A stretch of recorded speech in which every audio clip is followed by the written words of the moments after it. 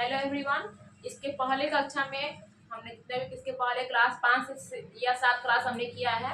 इसके पहले कक्षा में हमने प्रकाश संश्लेषण के बारे में, अमीबा, पैरामीशियम और मुख गुहा के बारे में, मुख गुहा में क्या क्या पार्ट्स आते हैं, सबका क्या जीभ आ गया, दांत आ गया और लाल ग्रंथि के बारे में मैंने आपको पूरी डीपली बताई। अब हम कहाँ आएंगे, मुख गुहा के बाद कहाँ क्या बताए थे आप लोग को, हम ग्रास नली के बारे में पढ़ेंगे। हम किसके बारे में पढ़ेंगे, हम ग्रास नली के बारे में पढ़ेंगे। तो सबसे पहले समझ लेते हैं ग्रास नली का काम क्या है। आपको हम बहुत बार वीडियो में भी आपको हम बताए हुए ग्रास नली का काम क्या है। ग्रास नली, देखिए ग्रास नली होता है, ग्रसनी मत समझ लीजिएगा। एक होता है ग्रास नली होता है, एक होता है ग्रसनी होता है, एक होता है ग्रहणी। जो ग्रहणी होता है ना, वो छोटी आंत का फर्स्ट भाग होता है, पहला भाग होता है। जो ग्रहणी होता है वो छोटी आंत का पहला भाग होता है। जो ग्रास नली होता है, ये आपका मुझे पढ़ना है, ग्रास नली। एक होता है ग्रसनी, एक होता है ग्रसनी, जो आपको क्या होता है, हवा को अंदर जाने वाली, हवा अंदर जाने वाली रास्ते होती है, उसे हम ग्रसनी बोलते हैं। उसको हम श्वसन जब पढ़ेंगे ना, रेस्पिरेटरी सिस्टम, तब वहाँ पे आपको बताएंगे कि वो ग्रसनी क्या होता है। तो आप लोग कंफ्यूज मत होइएगा, ये क्या होता है, ग्रास नली होता है। ऑयसोफेगस, स्पेलिंग क्या बोलते हैं उसको, हम ऑयसोफेगस बोलते हैं। जानते हैं इसका काम क्या है। ऑयसोफेगस आपका होता क्या है, ऑयसोफेगस वह होता है जिसमें भोजन की पाचन क्रिया नहीं होती है। आहार नाल में क्वेश्चन पूछता है आपका कि आहार नाल का वह कौन सा भाग है जिसमें भोजन पचने का, वो भोजन को पचाने का काम नहीं करता। आपका क्या होता है, ग्रसनली होता है। ये जो ग्रसनली होता है ना, यह भोजन का पाचन नहीं करता है। इसका सिर्फ एक ही काम होता है। इसका काम क्या होता है, यह मुख गुहा को, मुख गुहा और अमाशय को एक दूसरे से जोड़ता है। यानी कि मुख गुहा और मुख गुहा के पास, ठीक आपका मुख गुहा है और इसके ठीक पास से एकदम बिल्कुल नली के समान, लंबी नली समान रचना वाली एक ग्रसनली जुड़ी रहती है। यह ग्रसनली जाकर नीचे से कहाँ जुड़ी हुई होती है, आपका अमाशय से। तो ग्रसनली की जो पहली शिरा होती है वो मुख गुहा से जुड़ी रहती है और ग्रसनली की जो अंतिम शिरा होती है वो आपका अमाशय से जुड़ी रहती है। अब जो ग्रसनली होती है ना, एक लंबी पाइप की तरह होती है। और बात जाने हम कि ग्रसनली कैसी होती है, एक लंबी पाइप की तरह की संरचना की होती है। वो जो पाइप होती है कैसी होती है, देखिए मान चलिए कि हमारे पास एक पाइप है, यहाँ पे ध्यान दीजिए, यहाँ पे क्या है, बिल्कुल ऐसा ही आपका ग्रसनली होता है। ठीक है, यहाँ पे आपका मुख गुहा है और यहाँ मुख गुहा है और यहाँ पे क्या है, आपका अमाशय है नीचे। यानी ग्रसनी की प्रथम जो शिरा होता है मुख गुहा से जुड़ी रहती है और दूसरा शिरा क्या होता है, आपका अमाशय से जुड़ी रहती है। अब इस कंडीशन में हम क्या करेंगे, भोजन को अंदर हम जब डालेंगे, मुख गुहा से जब भोजन ग्रसनली से होकर के जाएगा तो कैसे गिरेगा। जैसे आप मान चले कि इस पाइप में हम भोजन कैसे डालें, इस पाइप में यदि हम भोजन को डालें, मान चले कि ये आपका भोजन है, समझ लीजिए कि आपका भोजन है, डाले तो क्या होगा, भोजन ढप ढप के आवाज आएगा, ऐसे ऐसे जाएगा भोजन, क्या होगा आपका ढप ढप की से आवाज आएगी। अब यहाँ पे क्या होगा, यानी कि जब ग्रसनली में आपके जो ग्रसनली जो होती है ना, ग्रसनली की दीवार में ना कणमा कुंचन होती है। ग्रसनली पाइप की तरह होती जरूर है, लेकिन उसमें अच्छाई क्या है, उसमें अलग बात क्या है कि आप जब भी भोजन को करेंगे ना, तो भोजन बिल्कुल ऐसे आपके अंदर जाएगा। जैसे ये आपका भोजन का टुकड़ा है, ये टुकड़ा है भोजन का और ये आपका ग्रसनली है। जब भी भोजन जाएगा ना अंदर, तो भोजन ऐसे ऐसे करके जाएगा, ऐसे ऐसे ऐसे अंदर तक करके जाएगा। डायरेक्टली भोजन अगर आप इसमें डालिएगा, भोजन ऐसे डायरेक्टली भोजन गिरेगा ना, तो आपके पेट में जब जाएगा भोजन तो ढप ढप की आवाज आएगी, भट भट भट भट की आवाज आएगी। ऐसा लगेगा ना कि आप कोई चीज, जैसे होता है ना कि बारिश की जो बूंदे देखते होंगे छत से, बारिश के समय जब देखते होंगे छत से जो पानी गिरती है, पाइप के माध्यम से छत से पानी गिरती है, उस समय कैसे आवाज करता है, एकदम पूरा लगता है कि कितना जोर से आवाज करता है। अगर वैसा आपका ग्रसनली होता बिल्कुल वैसे ही, तो क्या होता है, आप भी जो खाना खाते पानी पीते तो ऐसा लगता है कि पेट में जब भोजन जा रहा है तो लगता है कि घर घर एकदम निकल रहा है, पूरा आवाज करता है। तो वैसा नहीं होता है। हमारी जो ग्रसनली होती है ना, उसकी जो दीवारों में होती है क्रमा कुंचन होती रहती है। क्रमा कुंचन कहने का मतलब वो जैसे जैसे भोजन जाएगा, जैसे भोजन यहाँ पे गया तो यहाँ पे फैलेगा, फिर भोजन जहाँ नहीं है वहाँ पचक जाएगा, फिर जहाँ भोजन जाएगा उससे ऐसे ऐसे फैलते जाएगा। क्या होगा, आपका भोजन ऐसे ऐसे बिल्कुल बिल्कुल फैलते रहेगा, बिल्कुल ऐसे ऐसे फैलते रहेगा। उसी को हम बोलते हैं ग्रसनली की दीवार में जो होती है क्रमा कुंचन आपके होते रहते हैं। ठीक है, तो आपका वो समझ है ग्रसनली की दीवार में क्या होती है, क्रमा कुंचन होती रहती है। अब यहाँ पे समझते हैं, एक बात बताइए कि यहाँ पे हम क्या होगा, ये जो मेरा क्या है ग्रसनली है, एक ओर से जुड़ा हुआ है मुख गुहा से और एक ओर से जुड़ा हुआ है अमाशय से।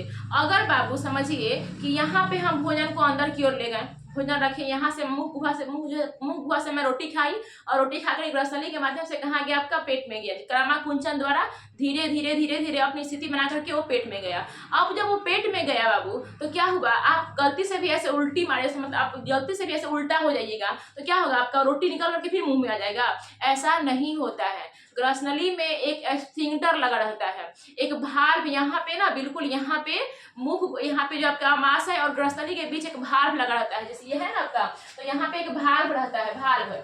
जैसे ही आप भोजन कीजिएगा ना, ये भाल्व क्या हो जाती है, बंद हो जाती है, जिसकी वजह से आप उलट पुलट कुछ जैसे मान चलिए कि यही आपको ग्रस नली है। समझिए एक बात बाबू, ये आपको ग्रस नली है। इस ग्रस नली में यदि हम भोजन को डालें, यहाँ पे आपका कुछ आपका आमाशय है, यहाँ पे आपका नीचे पार्ट्स क्या है, आपका आमाशय है, इसमें हम यदि भोजन को डालें, अब हम क्या करें, किसको ऐसे करें, ऐसे जैसे ही करेंगे क्या होगा आपका भोजन, जैसे क्या करेंगे क्या होगा आपका भोजन पुनः फिर से आमाशय से निकल करके ग्रस नली के द्वारा होते हुए मुंह गुहे में आ जाएगा। तो ये तो गलत बात है ना कि आप जो खाएं फिर से रोटी खाएं फिर पुनः आपका रोटी निकल के बाहर आ गया, तो ये तो गलत बात है। इसीलिए ऐसा कुछ नहीं होता है। ये सभी हम आपको समझा रहे हैं कि जो ग्रस नली होती है बाबू, ग्रस नली में और आमाशय के दीवार के ठीक जो सटे हुआ भाग होता है, वहां पे एक भाल्व स्फिंक्टर लगा होता है। वो क्या होता है, जैसे ही आप खाना खाएंगे, खाना खाने के बाद वो भाल्व स्फिंक्टर बंद हो जाता है, जिसके बाद से आप कितना भी ऐसे वैसे ऐसे कुछ भी कीजिएगा, आपका खाना पुनः फिर से आमाशय से निकल के ग्रस नली में नहीं पहुंचेंगे। तो ये पूरी प्रक्रिया किसका होती है, आपका ग्रस नली की होती है। आई होप आपको अच्छी तरह से ग्रस नली के बारे में समझ में आई होगी। ठीक है, चलिए आगे देखते हैं इसमें क्या क्या लिखे हुए हैं, देखते हैं क्या है। देखिए, यह मुख गुहा को, मैंने बताया कि यह मुख गुहा को आमाशय से जोड़ने का काम करता है। किसको जोड़ने का काम करता है, देखिए यहाँ पे फिगर मैंने बनाया है, यहाँ पे आपका मुख गुहा होगा और ये क्या है, आपका आमाशय है। ये कौन है आपका, ये आपका आमाशय है, ये आपका मुख गुहा है, और यही जो लंबी सी संरचना पाइप की तरह दिखाई दे रही है, ये क्या है, आपका ग्रस नली है। अब देखिए, मुख गुहा को किससे जोड़ती है, आमाशय से जोड़ने का काम करती है।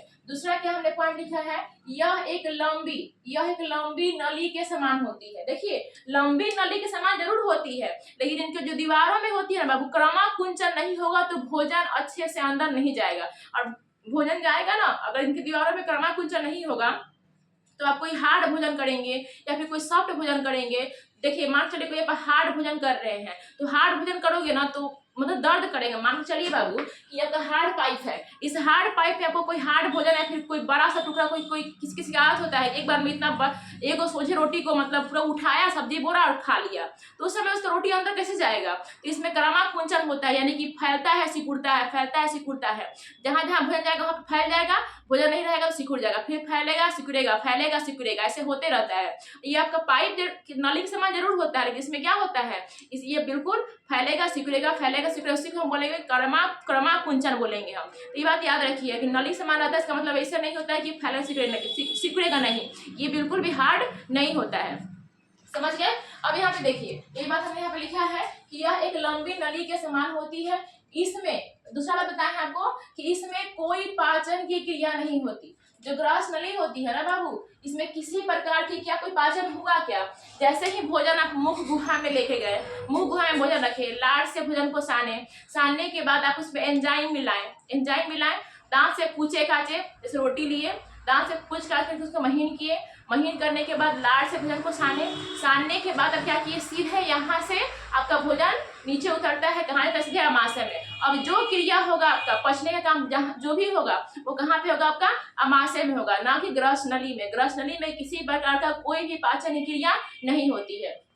तो बात हमने लिखा है यहाँ पे कि देखिए मनुष्य में, अब देखिए यहाँ पे इसमें कोई पाचन की क्रिया नहीं होती है। अगला पॉइंट हमने क्या लिखा है, क्वेश्चन पूछता है ये भी कि मनुष्य में यह 10 इंच लंबी होती है। कितनी इंच लंबी होती है, 10 इंच लंबी होती है। लेकिन वहीं पे दूसरा क्वेश्चन पूछता है लेकिन जिराफ में यह सर्वाधिक लंबी होती है। अच्छा, जिराफ में यह सर्वाधिक लंबी होने का कारण क्या होता है, सबसे बड़ी वजह इसका यही होता है कि इसका जो गर्दन होते हैं क्या होते हैं, बहुत लंबे होते हैं। अब जिसका गर्दन जितना लंबा उतना बड़ा उसका ग्रस नली। तो जिराफ के जो गर्दन होते हैं क्या होते हैं, बहुत लंबे होते हैं, जिसकी वजह से जिराफ की जो ग्रस नली होती है वह बहुत लंबी होती है। सिंपल सी बातें हैं। अब यहाँ पे देखिए क्रमाकुंचन के कारण, देखिए मैंने इस चीज को जो बताया है अभी मैंने लिख भी दिया है कि क्रमाकुंचन मोस्ट इंपॉर्टेंट चीज है यहाँ पे, ये चीज समझना बहुत जरूरी है। ठीक है, क्रमाकुंचन के कारण भोजन ग्रस नली से आमाशय में पहुंचता है। अगर आपके जो नली है उस नली में यदि ग्रामक कुंचन नहीं होगा तो भोजन आपका मुख गुहा से अमाशय में नहीं पहुंचेंगे ढंग से। अगर आपका भोजन हार्ड होगा, सॉफ्ट होगा, वो अगर आपका ये आपका फैलेगा, सिकुड़ेगा नहीं, ढंग से काम नहीं करेगा, तो आपके भोजन अच्छी तरह से अंदर से आपका अंदर नहीं जाएंगे। आप देखते हो ना, कभी कभी आपको सर्दी होती है तो यहाँ पे दर्द होने लगता है, आप थूक या फिर खखार भी अंदर घोटते हो तो दर्द होता है। वो वजह क्या होता है कि बिल्कुल हार्ड हो जाता है, उस समय हमें फूल जाता है, सूजन आ जाता है, उसके बाद इसमें क्या होती है, हार्डनेस हो जाती है, और आप थूक भी घोटते हैं ना तो यहाँ पे दर्द करता है। तो वैसा हर समय अगर होगा तो आप कोई भी खाना ढंग से नहीं खा पाओगे। या फिर कभी ये भी अनुभव किए होगा, कभी आपको बुखार हुआ होता होगा, उस कंडीशन में आपके जो ग्रस नली है यहाँ पे भी दर्द करने लगता है।